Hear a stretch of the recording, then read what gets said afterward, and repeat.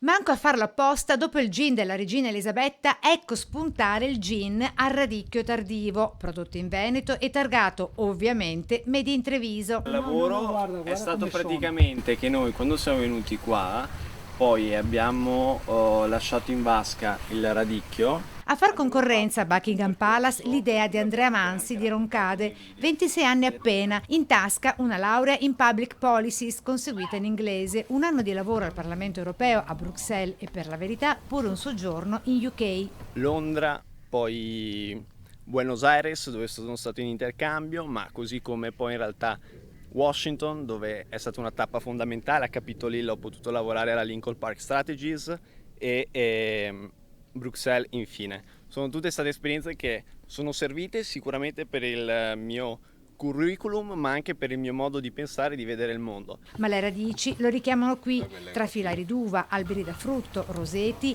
e arnie cariche del più dolce tra i nettari, nell'espressione più che evocativa della sua terra, fatta di lavoro, fatica e del fiore d'inverno. È un modo per valorizzare il nostro prodotto per quanto riguarda il territorio di Treviso ed in particolare poi in questo momento storico il radicchio è simbolo di resilienza. Ed ecco che l'idea imprenditoriale trova corpo nelle radici dell'esperienza e del suo amico contadino Gianni, che cura tra i campi il radicchio.